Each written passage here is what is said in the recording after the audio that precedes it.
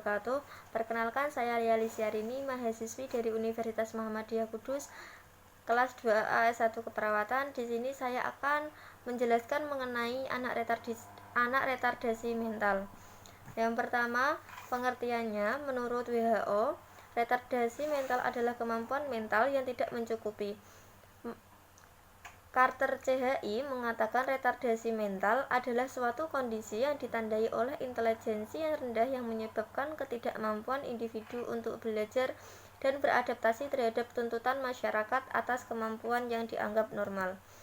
Yang kedua ada klasifikasinya. Menurut Muhid 2015, berdasarkan tingkat intelijensi, karakteristik retardasi mental dibedakan menjadi retardasi mental ringan, retardasi mental sedang, retardasi mental berat, retardasi mental berat sekali. Yang ketiga ada etiologi retardasi mental. Retardasi mental disebabkan oleh gangguan perkembangan otak.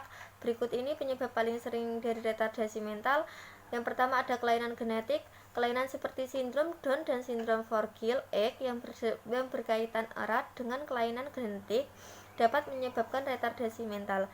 Masalah selama kehamilan. Beberapa keadaan saat kehamilan dapat menyebabkan gangguan perkembangan otak janin seperti penggunaan alkohol, obat-obatan terlarang, gizi buruk, infeksi, dan preeklamsia.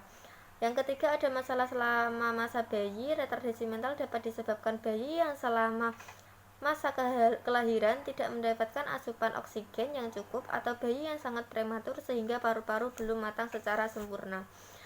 Yang keempat, cedera atau penyakit yang lainnya. Infeksi seperti meningitis atau campak dapat menyebabkan retardasi mental. Cedera kepala berat, keadaan hampir tenggelam, malnutrisi ekstrim, infeksi otak dapat berpengaruh terhadap retardasi mental. Ada gejala klinis. Gejala retardasi mental pada tiap pasien dapat berbeda-beda tergantung tingkat keparahan kondisi yang dialami. Gejala yang dapat timbul pada penderita retardasi mental berupa kesulitan berbicara, lambat dalam mempelajari hal-hal penting seperti berpakaian dan makan, kesulitan dalam berkendalian emosi seperti mudah marah, ketidakmampuan memahami konsekuensi atas tindakan yang diambil, penalaran yang buruk dan sulit memecahkan suatu masalah, dan daya ingat yang buruk. Nilai IQ pasien juga dapat menunjukkan tingkat keparahan kondisi yang diderita. Berikut tingkat keparahan kondisi berdasarkan nilai IQ.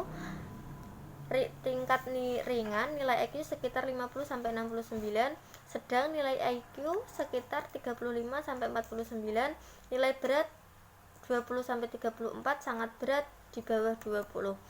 Pemeriksaan penunjang. Pada bayi dengan abnormalitas fisik yang diduga berkaitan dengan kelainan genetik atau metabolik, pemeriksaan lanjutan perlu dilakukan. Pemeriksaan ini bertujuan melihat ada tidaknya kelainan yang dapat menyebabkan retardasi mental.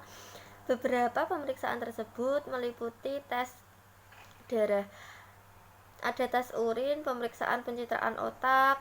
Pemeriksaan penunjang juga akan dilakukan pada anak dengan keterlambatan perkembangan. Observasi tingkah laku anak, melakukan serangkaian tes intelektual dan perilaku, menyesuaikan diri pasien dengan lingkungannya.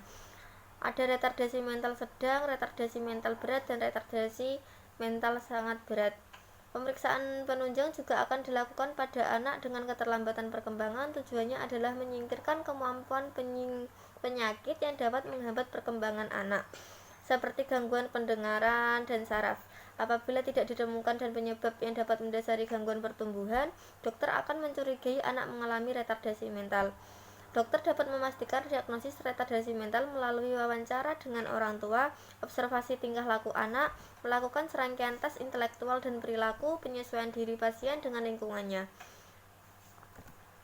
Penata laksanaan anak dengan retardasi mental adalah multidimensi dan sangat individual. Oleh sebab itu, sebaiknya yang pertama dibuat rancangan suatu strategi pendekatan bagi setiap anak secara individual untuk mengembangkan potensi anak tersebut seoptimal mungkin. Melibatkan ahli saraf bila anak juga menderita epilepsi cerebral palsy. Melibatkan ahli rehabilitasi medis bila diperlukan untuk merangsang perkembangan motorik dan sensoriknya. Pencegahan retardasi mental. Beberapa upaya pencegahan retardasi mental yang dapat dilakukan meliputi jalani konseling genetik dan screening kehamilan, berikan asupan nutrisi yang baik, hindari bahan-bahan berbahaya selama kehamilan, cegah infeksi selama kehamilan. Terima kasih, saya sudah menjelaskan mengenai retardasi mental. Apabila ada salah, saya mohon maaf. Terima kasih. Wassalamualaikum warahmatullahi wabarakatuh.